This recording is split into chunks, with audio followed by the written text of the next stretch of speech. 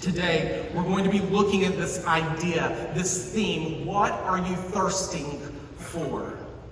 We started reading in verse 7, but we likely need to answer the question of how did we get to verse 7? We skipped over the first 6 verses of this chapter, and you're saying to yourself, I'm really thankful, because if you go through all that we just read together, if you do that verse by verse, we'll be here until Pastor Darren gets home. Do not fear, that will not be the case. But let's look together at those first 6 verses quickly and just see what has happened. First, we see that Jesus' influence was continuing to build. And we see that he is making and baptizing disciples. We see that he departs Judea and is passing through Samaria on his way to Galilee. And he comes to a town in Samaria called Sychar. And he was weary from his travels. And he's sitting beside a well, and the following interaction occurs. This interaction introduces us to the need we all face.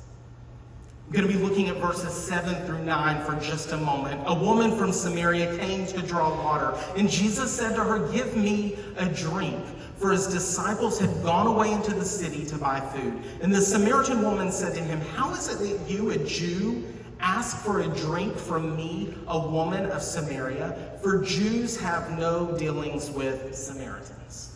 Before we dive into these verses, I think it is important to understand how significant this interaction is. First, it was very, very uncommon for men and women to have interactions in public. That just didn't happen in that culture. And so if that was unheard of, it was absolutely unfathomable for a man and a woman to have a conversation about religion.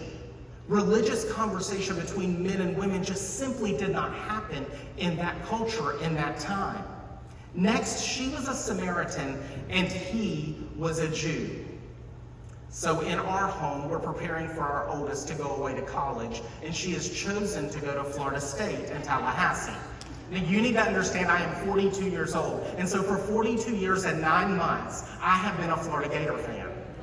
And so my daughter has chosen to go to Florida State, and I'm so thrilled for her that I have to imagine just a little bit that tailgating is going to be a bit like what it would have been for Samaritans and Jews to have been hanging out back in the day. These two groups did not get along. In fact, there was major animosity between them. That would probably be true with Florida and Florida State back in the 90s, not so much now. Not nearly the game it used to be.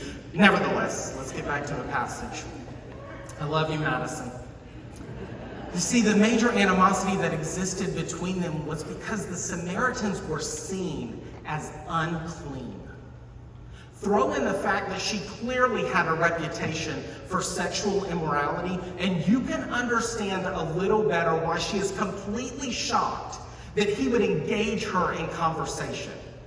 But Jesus was far more concerned with the condition of her heart than he was cultural norms, which is why he immediately shifts their conversation to spiritual matters. So look with me at verses 10 through 13. And Jesus answered her, "If you knew the gift of God, and who it is that is saying to you, 'Give me a drink,' you would have asked him, and he would have given you living water."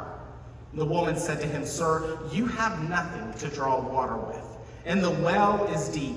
Where do you get that living water? Are you greater than our father Jacob? He gave us the well and drank from it himself, as did his sons and his livestock." And Jesus said to her, "Everyone who drinks of this water will be thirsty again." There are a few things to point out here. First, Jesus identifies himself. Did you catch that? He was trying to let her in on a secret. And he introduces this idea of living water to her. But she completely misses the point of living water. She has no idea what he's talking about. She is confusing living water with physical water. The other thing that I believe is worth recognizing in this verse is that Jesus, who was weary from his travel, turns the tables completely on her and suggests that she should have asked him for living water. You can imagine her complete and utter confusion. Jesus had just asked her for a drink moments prior to this statement. As if that isn't enough, there is the practical aspect of drawing water. He had nothing to draw water from the well. And yet he's telling her, you should have asked me for water. So you can imagine she is like, what is happening? But don't miss her question. Where do you get that living water? This is huge. Her question is representative of one that we all ask at some point in our lives. It is a question of finding fulfillment and satisfaction. It is symbolic of a desire to find that which will satisfy our thirst. Because regardless of where we are in life, we are all in pursuit of something that will satisfy our thirst.